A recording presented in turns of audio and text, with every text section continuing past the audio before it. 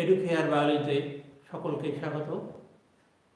আমি আজকে আলোচনা করব জাতীয় টিকাকরণ কর্মসূচি। এই জাতীয় টিকাকরণ কর্মসূচির কিছু প্রেক্ষাপট আছে, সে বিষয়ে আমি আলোচনা করব। অর্থাৎ কীভাবে এই জাতীয় টিকাকরণ কর্মসূচি বাস্তবায়িত হয়েছে সে সম্পর্কে আলোচনা করব। প্রথমেই বলা যাবে 1978 খ্রিস্টাব্দে ওয়ার্ল্ড হেলথ অর্গানাইজেশন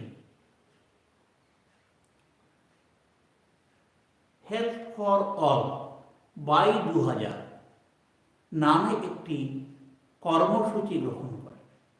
অর্থাৎ সকলের জন্য স্বাস্থ্য 2000 সালের মধ্যে বাস্তবায়নের জন্য একটি কর্মসূচি গ্রহণ করে। এই কর্মসূচিকে বাস্তবায়িত করার জন্য একটা বিশেষ প্রোগ্রাম বা কর্মসূচি গৃহীত হয়। তার নাম হল এক্সপেন্ডেড প্রোগ্রাম অন ইমিউনাইজেশন, প্রসারিত টিকাকরণ কর্মসূচি নামে একটি প্রকল্প গৃহীত হয়। এই প্রকল্পের অধীনে 2000 সালের মধ্যে সমস্ত শিশুকে ভ্যাকসিন বা টিকা প্রয়োগ করা এবং তাদের অকাল মৃত্যুর হাত থেকে রক্ষা করার জন্য পরিকল্পনা গ্রহণ করা হয়।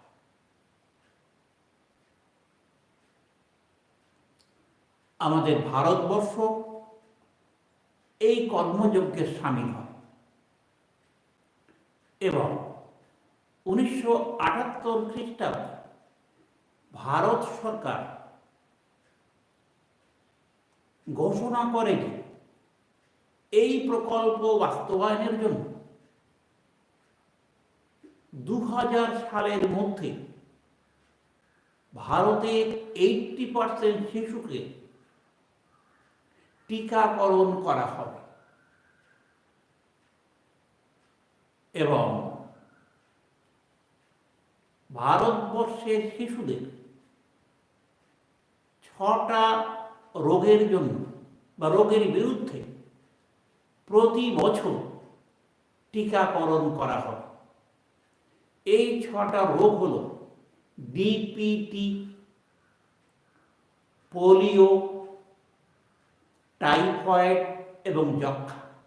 ডিপিটি মানে ডিপথেরিয়া, পারটুসিস এবং টিটেনাস, আর ওদিকে পোলিও, যক্ষ্মা আর টাইফয়েড।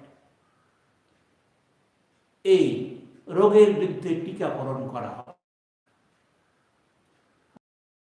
1985 সালে ভারত সরকারের কেন্দ্রীয় স্বাস্থ্য মন্ত্রক এই যে EPI, expanded programme on immunisation, এর নাম পরিবর্তন করে তার নাম রাখে ইউআইপি, ইউনিভার্সাল ইমিউনাইজেশন প্রোগ্রাম। অর্থাৎ সকলের জন্য টিকাকরণ কর্মসূচি। ইপিআই এর জায়গায় নাম হয় ইউআইপি। ভারত সরকার এই নামটা রাখে। আচ্ছা, এই ইউপিআই এর অধীনে ভারতে যে কেন্দ্রীয় স্বাস্থ্য মন্ত্রক ঘোষণা করে যে আগামী 2000 সালের মধ্যে ভারতের 100% শিশুকে এবং গর্ভবতী নারীদের টিকাকরণ করা হবে। তবে আগের যে পরিকল্পনা ছিল সেখানে যে 6টা রোগ ছিল তার মধ্যে টাইফয়েডকে বাদ দিয়ে হাম রোগকে অন্তর্ভুক্ত করা হয়, মিজেলস বা হাম রোগকে অন্তর্ভুক্ত করা হয়। ব্যাস। এবার এখনো পর্যন্ত ভারত সরকারের এই ইউআইপি কার্যক্রম চালু আছে। তবে 1992 সালে ইউআইপিকে child survival and safe motherhood CSSM programme, এই ইউআইপিকে এই CSSM প্রোগ্রামের অন্তর্ভুক্ত করে একটা বৃহৎ পরিকল্পনা গ্রহণ করা। আবার বলছি, child child survival and safe motherhood, শিশু বাঁচাও এবং নিরাপদ মাতৃত্ব, এই কর্মসূচির এই বৃহত্তর কর্মসূচিতে ইউআইপিকে যুক্ত করা।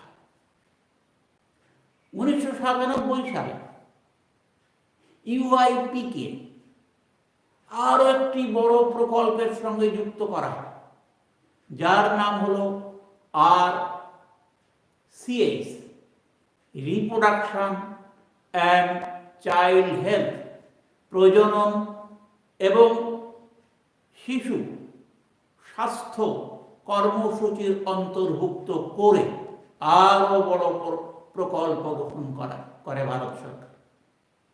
বর্তমানে ভারত সরকারের এই ইউআইপি প্রোগ্রামের অন্তর্গত যে জাতীয় টিকাকরণ কর্মসূচি এবং গর্ভবতী মায়েদের টিকাকরণ কর্মসূচি নির্ঘণ্ট প্রচলিত আছে, তা আমি এই ছকের সাহায্যে দেখিয়েছি।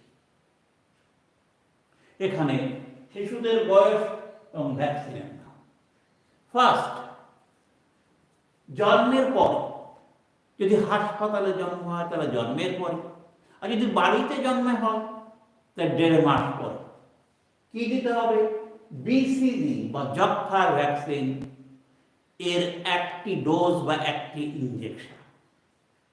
নেক্সট, শিশুর বয়স যখন 1.5 মাস হবে তখন তাকে ডিপিটি, ডিপথেরিয়া, পারটুসিস, টিটানাস এর প্রথম ইনজেকশন বা প্রথম ডোজ দিতে হবে। আর ওপিভি, ওরাল পোলিও ভ্যাকসিনের একটি মাত্রা দিতে হবে। নেক্সট, 2.5 মাস পরে তাকে ডিপিটি দ্বিতীয় ইনজেকশন বা দ্বিতীয় ডোজ এবং ওপিভির দ্বিতীয় মাত্রা দিতে হবে। জন্মের 3.5 মাস পর বা শিশুর যখন 3.5 মাস বয়স তখন ডিপিটির তৃতীয় ইনজেকশন বা তৃতীয় ডোজ এবং ওপিভির তৃতীয় মাত্রা দিতে হবে। নেক্সট, জন্মের 9 মাস পর, যার বয়স যখন 9 মাস হবে তখন হাম রোগের একটি ইনজেকশন বা একটা ডোজ দিতে হবে। নেক্সট, শিশুদের বয়স যখন 16 মাস থেকে 2 বছর হয় তখন এই ডিপিটি বুস্টার ডোজ একটা দিতে হবে এবং ওপিভির বুস্টার ডোজ একটা দিতে হবে। এই গেল শিশুদের বয়স এবং ভ্যাকসিন। আর গর্ভবতী মায়েদের ক্ষেত্রে প্রথম ট্রাইমেস্টার, প্রথম 3 মাস তাকে টিটেনাস টক্সয়েড একটা ডোজ দিতে হবে। দ্বিতীয় ট্রাইমেস্টার মানে পরবর্তী 3 মাসে তাকে টিটেনাস টক্সয়েড আরেকটা ডোজ এবং নিউমোনিয়া ভ্যাকসিনের একটি ডোজ দিতে হবে। এবার গর্ভবতী মায়ের তৃতীয় ট্রাইমেস্টারে মানে তার পরবর্তী 3 মাস টিটেনাস টক্সয়েড আরেকটি ডোজ, ডিপিটি আরেকটি ডোজ দিতে হবে। আর নিউমোনিয়া ভ্যাকসিনের একটা ডোজ দিতে হবে যদি আগে না দেওয়া থাকে। এই হলো জাতীয় টিকাকরণ কর্মসূচি বা সর্বজনীন টিকাকরণ কর্মসূচি ভারত সরকার প্রদত্ত সার্বিক এই সময়কে মেনটেন করে টিকাকরণ কর্মসূচি প্রতিপালিত হবে। ভালো থাকবে, শেষ করছি।